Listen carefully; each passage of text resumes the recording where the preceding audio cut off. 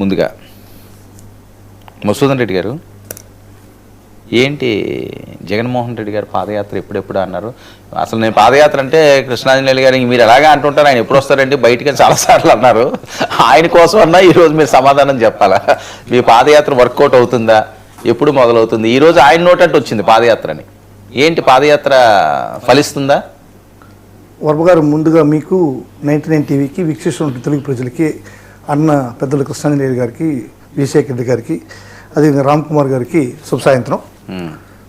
So ఇప్పుడు పాదయాత్ర అనేటువంటిది ఒక నాయకుడు ఎందుకు చేస్తాడంటే, ఇప్పుడు జరుగుతున్నటువంటి పాలనలో ప్రజలు పడుతున్నటువంటి కష్టాలు ఏంటి, ఆ కష్టాలు మనం వచ్చిన తర్వాత ఏ విధంగా దాన్ని ముందుకు తీసుకెళ్లాలా అనేటువంటి ఒక యాంగిల్ కోసం పాదయాత్ర చేస్తారు. దానికోసమే కదా ఎస్, లోకేష్ గారు చేసింది కూడా దానికోసమేనా?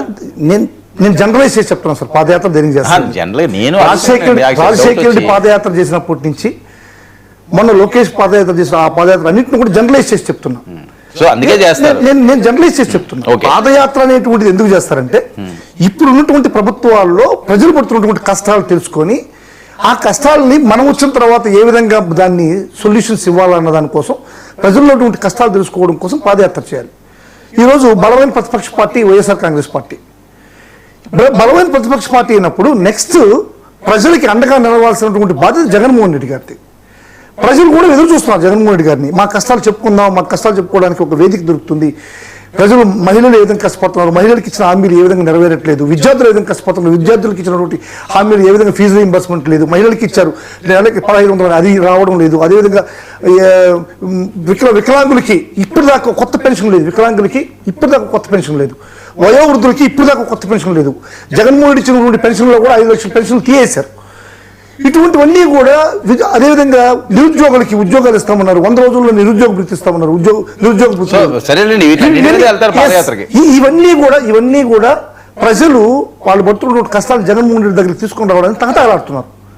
ఖచ్చితంగా జగన్మోహన్ రెడ్డి గారు ఈ యొక్క ప్రజల్లో ఉండేటువంటి ఈ యొక్క ప్రాబ్లమ్స్ అన్నిటి కూడా ముందుకు తీసుకెళ్లి, ఇప్పుడు ప్రభుత్వం వీలుంటే ఇప్పుడు ప్రభుత్వానికి సూచనలు ఇస్తూ, ఇప్పుడు ప్రభుత్వానికి తెలియజేస్తూ రెక్టిఫై చేసుకుంటారేమో చూస్తామని చెప్పినటువంటి విధంగా ముందుకు పోవాలా. అదేవిధంగా వచ్చిన తర్వాత, మేము అధికారంలోకి వచ్చిన తర్వాత 2029లో ఇప్పుడున్నటువంటి ఈ యొక్క ప్రాబ్లమ్స్ అన్నింటినీ కూడా ఏ విధంగా సాల్వ్ చేసుకోవాలనేటువంటిది ఒక మేనిఫెస్టో తయారు చేసుకోవాలి. కాబట్టి జగన్మోహన్ రెడ్డి ఖచ్చితంగా ప్రజల్లోకి రావాల్సిన అవసరం ఉంది.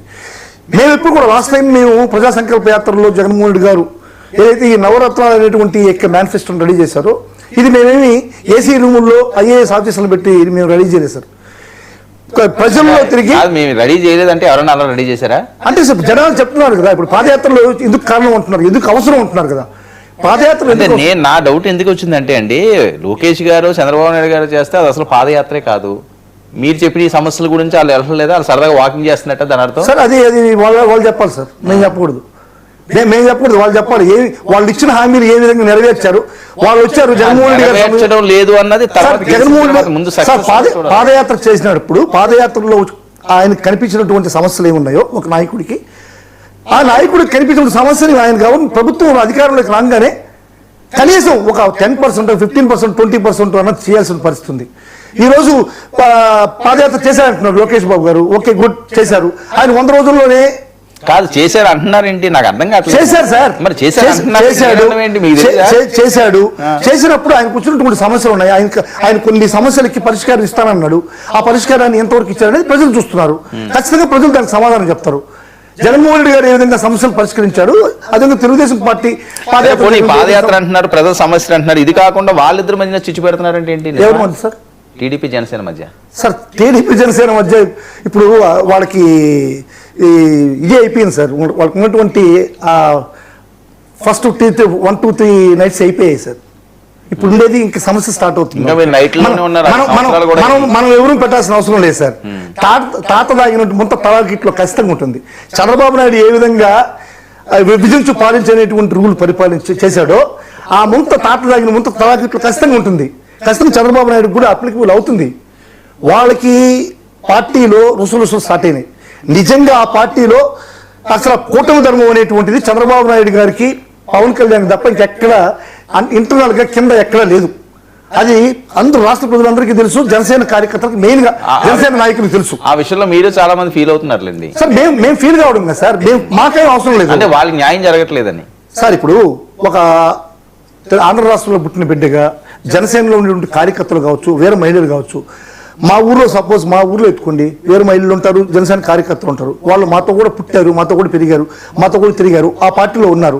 వాళ్ళకి అన్యాయం జరుగుతుంటే మాకు కూడా బాధేస్తుంది. కాదు సార్, మీరు అధికారంలో ఉన్నప్పుడు వాళ్ళు మాతో పాటు పుట్టారు, అవును మాతో సార్, పాటు ఇప్పుడు- నడిచారు, మాతో పాటుగా తిరిగారు. మేము అని అప్పుడు కూటమి అనిపించలేదు. ధర్మంలో లేవు సార్. ఎందుకు ఆ కేసులు కార్యకర్తలకి- పెట్టారు? ఎందుకు అప్పుడు వాళ్ళు ఇబ్బందులు పెట్టారు మరి? ఆ సార్ మేము ఇబ్బందులు పెట్టలేదు సార్. జగన్మోహన్ రెడ్డి గారి నినాదం ఒకటే సార్, మాకు ఓటైనటువంటి ఎవరికైనా సరే ఖచ్చితంగా అందరికీ కూడా ఫలాలు ఇవ్వన్నాడు, అర్హతే ప్రామాణికంగా.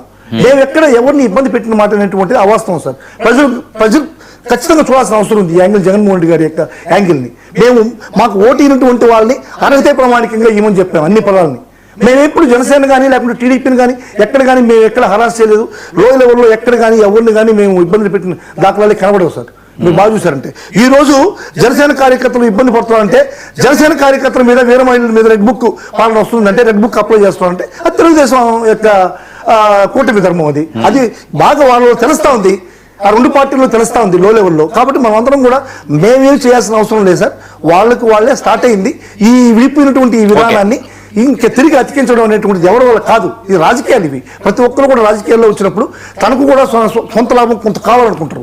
ఆ లాభం కావాలనుకున్నప్పుడు జనసేన కార్యకర్త కూడా కావాలనుకోవడం తప్పలేదు కదా. వైసీపీ ఇది తెలుగుదేశం మాత్రమే అనుభవిస్తాం, మా వల్లనే అధికారం వచ్చిందని చెప్పి జనసేన వాళ్ళని తుంగలో తొక్కడం అనేటువంటిది తప్పు కదా. వాళ్ళ వల్ల కూడా అధికారం వచ్చింది కదా, వాళ్ళ వల్ల కూడా మీకు ఓట్లు వచ్చాయి కదా, వాళ్ళ కూడా చంద్రబాబు గారికి ముఖ్యమంత్రి అయ్యారు కదా. కాబట్టి వాళ్ళ బాధలు వాళ్ళకు కూడా ఉంటుంది, స్వలాభం ఉంటుంది కొంచెం. ఆ స్వలాభాన్ని తీర్చాల్సిన బాధ్యత టీడీపీకి ఉంది కదా. నాకు అర్థం కాదు, మీ నాయకులే చాలా మంది అసలు జనసేన ఎక్కడ ఉంది, జనసేన ఏంటి, జనసేన పార్టీ ఏంటి అని ఈ రకంగా మాట్లాడతారు. మీరేమో అసలు జనసేన లేకపోతే ఆయన ముఖ్యమంత్రి ఎలాగ అవుతారు, ఈయన ఉప ముఖ్యమంత్రి ఎలా అవుతారు? సార్ నేను ఒకటి చెప్తాను, ఏది నిజమో ఏది అబద్ధమో సార్ చర్చిద్దాం. చాలాసేపు మాట్లాడాను, నేను చేస్తాను కన్క్లూడ్ చేయడానికి. విజయ్, జగన్మోహన్ రెడ్డి గారి కోసం తహతహలాడుతున్నారట. మీ